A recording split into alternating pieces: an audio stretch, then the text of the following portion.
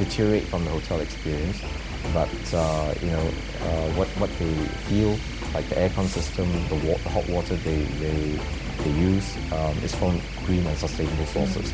So there is, I believe, a strong movement which we're playing a bit of a catch-up game, and I think it's very positive. So I'm very heartened by that.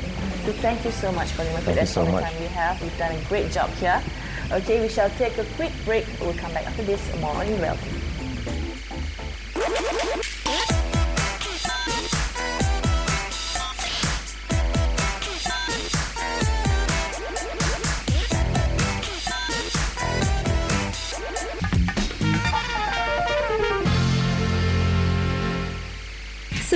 Hingga 23 Oktober, Astro Awani membawakan UMNO 2010 Menggalas Harapan. Saksikan liputan khas menyeluruh dalam Buletin Awani, analisis mendalam tentang hala tuju perjuangan bangsa dalam analisis Awani dan analisis Awani khas. Cabaran dan tuntutan dalam agenda Awani. UMNO 2010 Menggalas Harapan, 19 hingga 23 Oktober, hanya di Astro Awani. Berita segenap dimensi. Thursday. Vantage Point looks at issues that concern all of us. If you want to know something, get the answers from the horse's mouth. We know opinions matter. Is that why water in the 21st century is being referred to as a superdato, blue gold? To step out of the issue, to understand it better, join me, your host, Mano Mani. Vantage Point, 9:30 p.m. only on Astro Awani.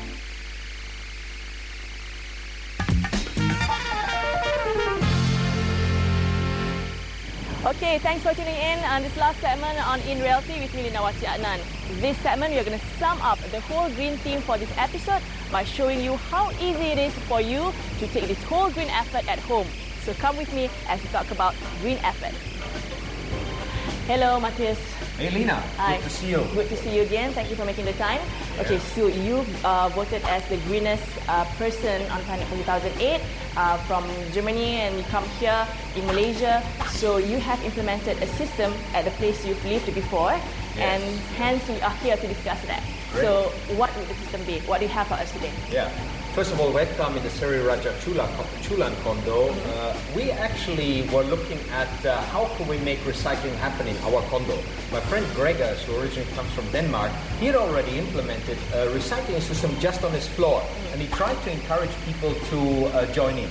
And I was asking the question, can we make it happen in the whole condominium? Yeah. So we spoke with a local waste company, but we realized, hey, the key to making it work is the cleaners, actually. Because that is already happening in Malaysia. There's an informing recycling economy. The cleaners make themselves some makan money. They collect the paper, they collect the aluminium. And we realized, wow, if we can upscale that, then we can have a functioning recycling system. So that's exactly what we did. We looked at what extra bins do we need, what extra shelves do we need, and how can we make it work. I remember I used to live in Times Square, and I was always carrying my stuff down to the recycle bins in front of Times Square. Colourful recycling bin, yeah? One morning I woke up, I walked downstairs, nothing there anymore. Where has it gone, lah? So I was kind of wondering, So it's better if we make it inside and let the cleaners earn a bit more money, because they are going to call up the recycling company. The recycling company is going to pick it up, pay them a little bit of makan money, and that's the way how it works. And we need to clear our rubbish, right? Exactly. Yeah. So I'll show you how it works here in our condo. This is basically just the overview.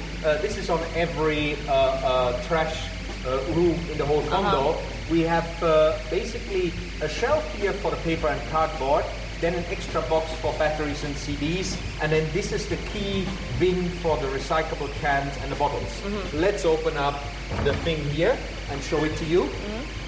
There is the shelf up there. Okay. We didn't prepare anything, we just took a random level here. You can see the cardboard there. Let me go in here. We have the recycled batteries and CDs. This is quite important because batteries contains heavy metals, so we try and keep them separate.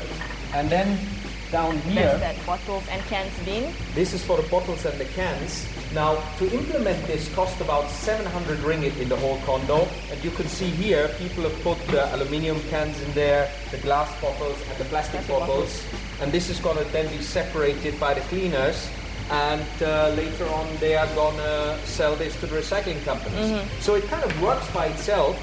It's been implemented since since middle of last year. Before, the recycling rate was about, let's say, I think it was about 100 kilo of paper per month. Since we implemented the system, the cleaners have about more than 200 kilos a month of paper, 30 kilos of plastic bottles, and plastic for recycling, and about 40 to 45 of cans, aluminium. So that is the success that we can see in increasing recycling rate.